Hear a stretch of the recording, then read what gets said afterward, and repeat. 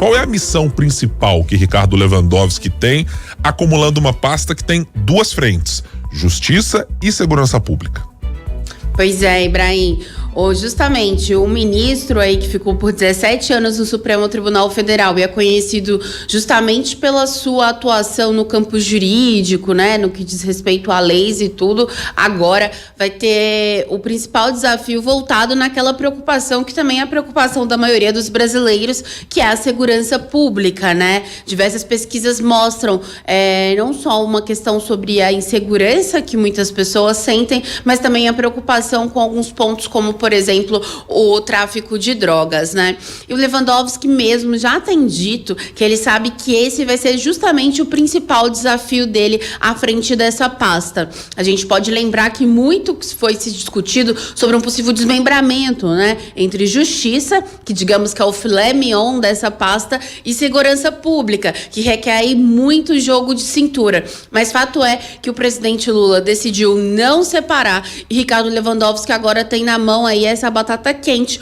uma vez que a gente pode olhar para o campo nacional quando a gente fala de uma preocupação em relação a organizações criminosas, como por exemplo o PCC, Comando Vermelho. A gente também pode falar sobre a questão das milícias, mas a gente também olhar um pouquinho para fora, tem uma crescente preocupação em relação à violência de outros países, né, na América do Sul, como por exemplo aí no Equador, também muito se fala de um possível conflito entre Venezuela e a Guiana. Então tudo isso também se coloca aí no colo, né, sob a responsabilidade a partir de agora de Ricardo Lewandowski. E como que não falta desafio à frente dessa pasta, a gente também pode elencar uma questão que a gente sempre fala aqui, Ibrahim, que é sobre a questão não é possível falar de uma unificação, mas é uma questão de um plano de segurança único, né?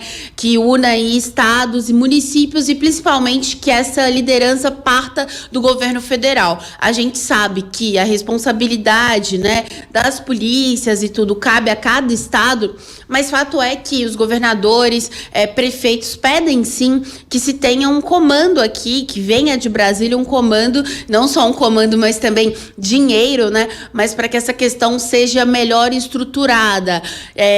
Diversos especialistas citam questões aí ligadas a que que deveriam ter mudanças na própria Constituição para se tornar isso mais efetivo, mas fato é que essa interlocução com os estados e digamos que um maior respeito assim vai ser essencial para o Lewandowski. E claro, a cereja do bolo aí também fica com a relação com o legislativo, que a gente viu no ano passado, foi justamente um Flávio Dino, ministro da Justiça e Segurança Pública, que soou muito com o legislativo. Ele foi alvo de centenas de pedidos de convocação na Câmara dos Deputados, no Senado também. Foi alvo também de uma CPMI, né, relacionada ao dia 8 de janeiro, e o que não falta o que não faltava era uma desconfiança em relação a ele. Então, Lewandowski vem agora também nesse sentido, ele que ficou 17 anos no Supremo Tribunal Federal, a aprender, ou melhor, né, a fazer uma boa interlocução com o Legislativo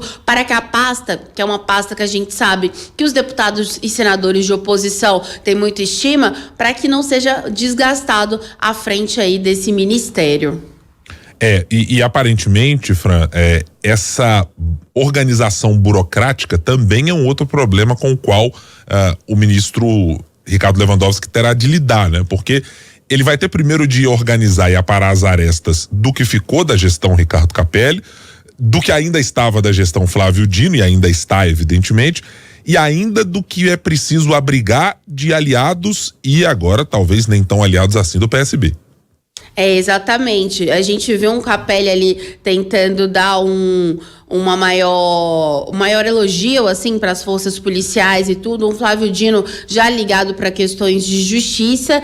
E o Ricardo Lewandowski, eu acho que a partir do momento que a gente vê essa montagem da equipe dele, a gente vai conseguir também saber qual que vão ser as prioridades dele à frente da pasta, porque quando a gente está falando de segurança pública é um bojo muito maior, né? Justamente o destino de Ricardo Capelli é o que mais movimenta hoje nos bastidores, ele, né, que anunciou férias ontem, então há uma expectativa de que ele vá para o STF junto com o Dino, porque outro cargo para ele na estrutura do governo federal dependeria aí do governo Lula, e o Capelli já disse que não aceita nada menos do que isso, né? Mas aí o PSB perde justamente o número 2, né, dessa pasta, que é quem manda quando o ministro não tá, já que Ricardo Lewandowski deve trazer aí o Manuel, que é um homem de confiança dele. E o PSB, Ibrahim, o que não falta é perder espaço, né? Ele perdeu a justiça agora. Ele tinha perdido portos e aeroportos com a saída de Márcio França aí para acomodar Silvio Costa Filho do Centrão. Depois, para o França não ficar tão mal na fita, o próprio presidente desmembrou uma pasta que estava aí sob a batuta de Geraldo Alckmin, que é o vice-presidente, então desmembrou aí indústria, desenvolvimento, para Márcio França ficar com o Ministério do Empreendedorismo, da microempresa.